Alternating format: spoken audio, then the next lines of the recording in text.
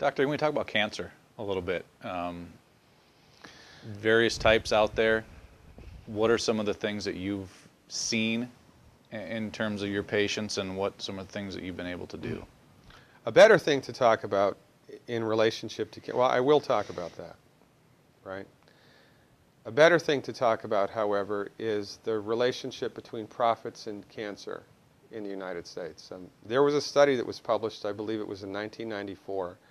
It was a 12-year program, 12-year study. They looked at adults who had developed cancer as an adult, not childhood cancer, but adult cancer, right? And this is the main types of cancer that we get here in the United States.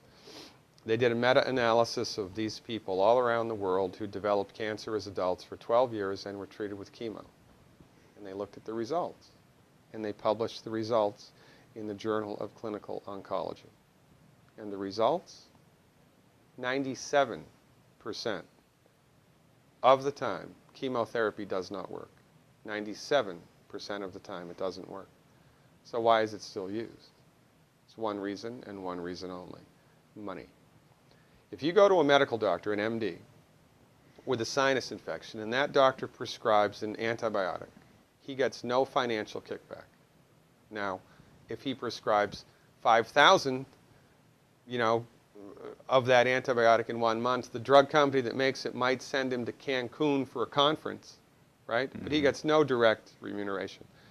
It's not with chemotherapeutic drugs. It's different. Chemotherapeutic drugs are the only classification of drugs that the prescribing doctor gets a direct cut of. So if your doctor prescribes chemotherapy for you, here's how it goes, more or less. The doctor buys it from the pharmaceutical company for $5,000, sells it to the patient for $12,000, insurance pays $9,000, and the doctor pockets the $4,000 difference. And there ought to be a law. The only reason chemotherapy is used is because doctors make money from it. Period. It doesn't work 97% of the time.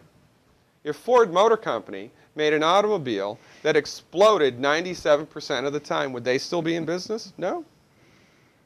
This is the tip of the iceberg of the control that the pharmaceutical industry has on us. Most people have no idea of this at all. Now, I wrote a book. It's called The MD Emperor Has No Clothes, right? In my book, I have a bulleted list of 10 questions that every cancer patient should ask their doctor. 10 questions. I've had patients kicked out, literally, kicked out of the oncologist's office because the doctor was PO'd that the patient was asking him these questions. And these are just common sense questions. Cancer treatment in the United States, we have lost the war on cancer. We have lost the war on cancer. Why? Because cancer is not a reductionistic phenomenon. Cancer is a holistic phenomenon. And when you try to bring a reductionistic methodology like drugs and surgery to bear on a holistic phenomenon, you will completely miss the boat each and every time. You cannot do it. Medical doctors are like colorblind art critics. They can see that that's a boat.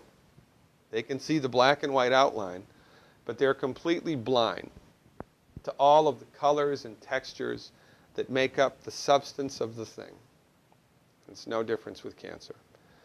The reason that people get cancer in the United States and the reason that we have completely lousy outcomes is because medical doctors are driving the research bus. When women get together and do a 5K run for breast cancer, all of that money, do you think any of that money goes to nutritional research? Do you think any of that money goes to homeopathic research or acupuncture or traditional Chinese medicine or naturopathic research? No. All of it goes to drugs and surgery, which do not work. Now, why aren't those women running for selenium? If every girl in this country took 200 micrograms of selenium, in one generation we'd eliminate breast cancer by 82%. That's a big number. Why aren't we doing that?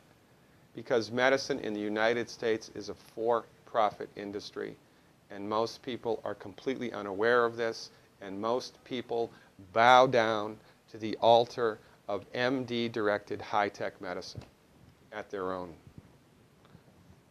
demise.